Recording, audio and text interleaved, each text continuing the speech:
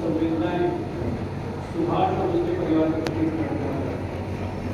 और अब जब मैं आप लोगों के बीच आया हूँ तो मैं ईमानदारी से थोड़ा खुल के आपसे बात करता हूँ। सुभाष के साथ जो हुआ वो तो वैसे भी दुखद थे, बहुत दुखद, उसकी भरपाई कोई कर नहीं सकता। लेकिन जब मैं सुभाष के परिवार से मिला तो मेरा दुख और बढ़ गया, क्योंकि उसके परिवार जैसा सज्जन परिवार आज के जमाने में मिलता नहीं।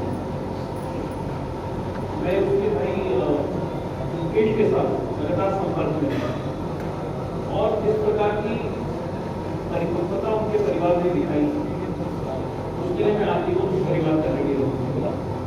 और मैंने परिवार को भी आश्वस्त किया कि जीवन भर उस परिवार के साथ, उन दोनों बच्चों के साथ मैं खड़ा रहूंगा।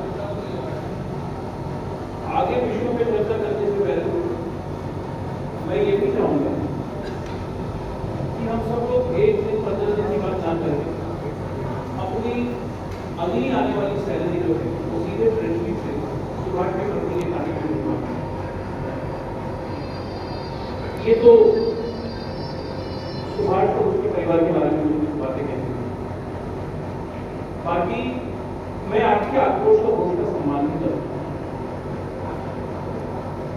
पिछले 2 दिनों से यहाँ पे बहुत सारी बातें कही गई, लेकिन मैं समझता हूँ कि आपके हृदय में पीड़ा थी।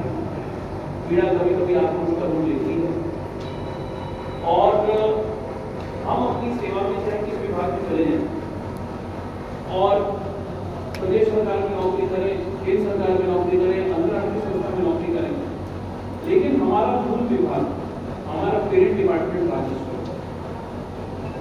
अगर आप क्रोधित होंगे तो आपको मुझ पे क्रोध दिखाने का पूरा अधिकार, आपको मेरे से अपना रोष प्रकट करने का पूरा अधिकार। और मैं इस बात के लिए आपका सम्मान भी करता हूं कि आप कहीं और ना जाके सीधे मेरे पास आए। आपने जगह सही की। दूसरी बात ये कि मैं आप सबसे व्यक्तिगत तौर पे भी एक अपील करना चाहूंगा। मुझे जनपद में लगभग 3 महीने, इन 3 महीनों के दौरान लगभग 25 से 30 गाँव में मैं गया। हर बार ग्राम सभा में देखभाल रहते थे, देखभाल के लिए ग्राम सभा लगभग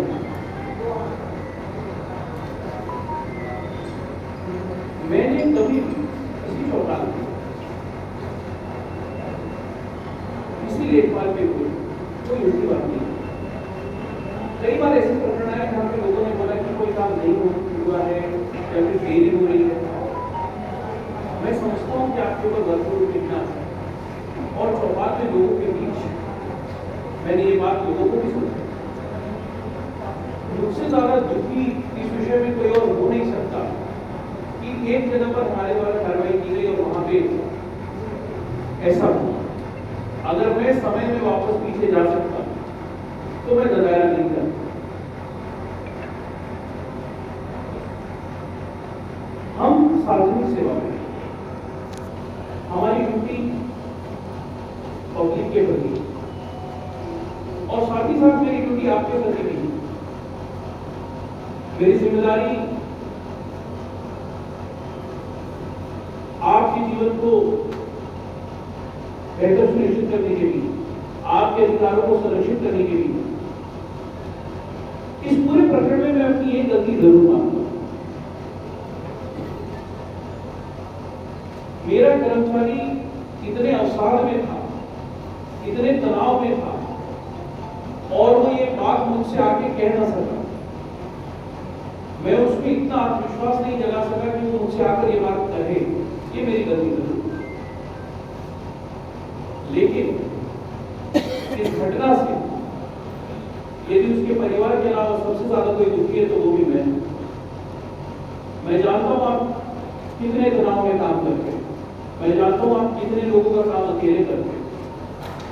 लेकिन ये बात आपको भी पता होगी कि अभी कुछ दिनों पहले सदर में एक लेखपाल साहब है, पता नहीं वो यहाँ पे है कि नहीं, जिनके मुंशी के खिलाफ एक वीडियो चलाई गई, मीडिया में बात बहुत चली, है वो यहाँ? बहुत दबाव था, हमने पता कराया, इनका दोष नहीं था, इनके खिलाफ साजिश की जा रही, हमने बात मालूम समाप्त, ये बोलते हुए समाप्त की इनके खिलाफ साजिश की जा रही।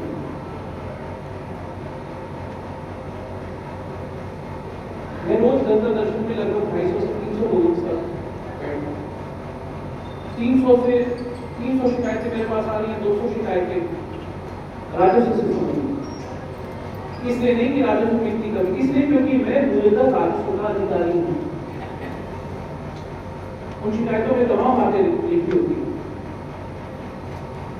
सब में हम ध्यान रखते हैं कि हम पक्ष सुने,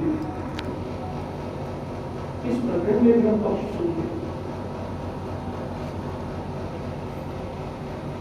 आखिरी बार उस ग्राम चौपाल के बाद देवी सुभाष से आखिरी बार जो मुलाकात हुई, चौपाल के बाद एक बार मुझसे मिला, मैं कोई लॉ एंड ऑर्डर सिचुएशन आ गया था कहीं थाने में, मैं और प्रसाद साहब जा रहे थे, वो मुझसे कॉरिडोर में मिला, कॉरिडोर में मैं पहचान नहीं पाया, मैंने मुझसे पूछा, मेरे पास आया वो, मैंने मुझसे पूछा आप कौन, तो उसने बोला साहब मैं सुभाष मीणा।